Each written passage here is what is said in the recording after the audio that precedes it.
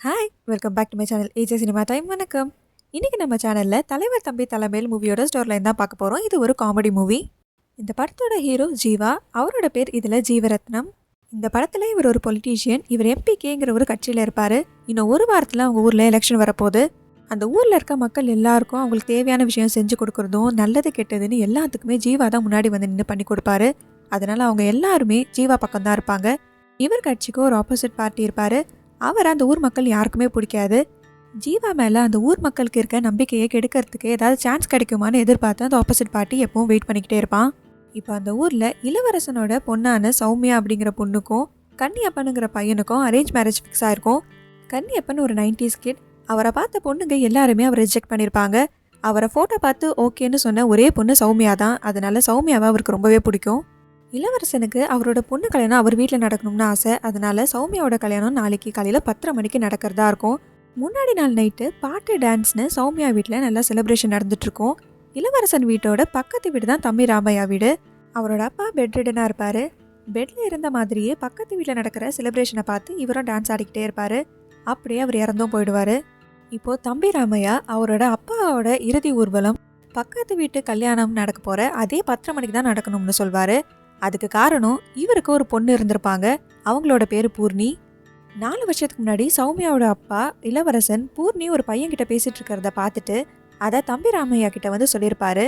அப்போ அவர் பொண்ணுக்கிட்ட என்ன நடந்ததுன்னு கேட்டு பயங்கரமா திட்டிருப்பாரு. இந்த விஷயம் ஊர் மக்களுக்கெல்லாம் தெரிஞ்சு அவங்க எல்லாரும் அந்த பொண்ணை பத்தி ஒரு கதை கிரியேட் பண்ணி பேசி அந்த பொண்ணு இறந்தே போயிருப்பா. அப்போலேருந்தே தம்பி ராமையாக்கு இளவரசன் மேல ஒரு கோவம் இருக்கும். இவங்க 2 பேர் வீட்டுக்கு நடுவுலையும் ஒரு பார்டர் மாதிரி போட்டு தான் இருப்பாங்க. 2 பேரும் ஒரு ஃபேமிலி கிட்ட பேசிக்கவும் மாட்டாங்க. ஆனா இவங்க 2 பேர் பசங்களும் வீட்டுக்கு தெரியாம வெளியே நல்லா ஃப்ரெண்ட்ஸா தான் இருப்பாங்க.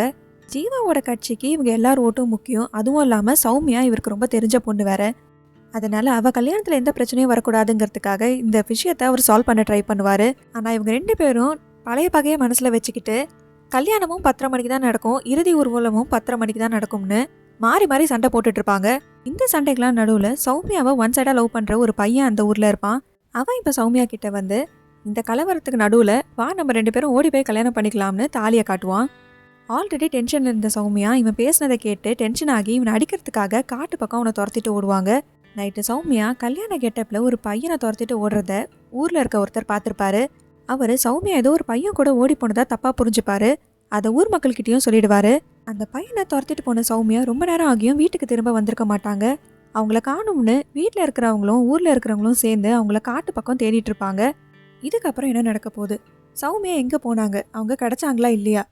இளவரசனும் தம்பி ராமையாவும் நினச்ச மாதிரி அவங்க 2 பேர் வீட்லேயும் நடக்க வேண்டிய விஷயம் 10:30 மணிக்கு நடந்ததா இல்லையா? இந்த 2 ஃபேமிலியோட சண்டையை ஜீவா எப்படி கன்வின்ஸ் பண்ணுறாரு அப்படிங்கிறத காமெடி கலந்து இந்த படத்தில் காட்டியிருப்பாங்க. இந்த படத்தை நீங்கள் ஆல்ரெடி பார்த்துருந்தீங்கன்னா உங்களுக்கு பிடிச்சிருந்ததுன்னா அதை கமெண்ட்டில் சொல்லுங்கள். இந்த மாதிரி மூவிஸோட ஸ்டோரி பற்றி தெரிஞ்சுக்க நம்ம சேனலை சப்ஸ்கிரைப் பண்ணிவிடுங்க. பக்கத்தில் இருக்க பெல் ஐகானை கிளிக் பண்ணிவிடுங்க. உங்களுக்கு இந்த வீடியோ பிடிச்சிருந்ததுன்னா இதுக்கு ஒரு லைக் பண்ணிவிடுங்க. Ta-ta bye from AJ cinema time. வணக்கம்.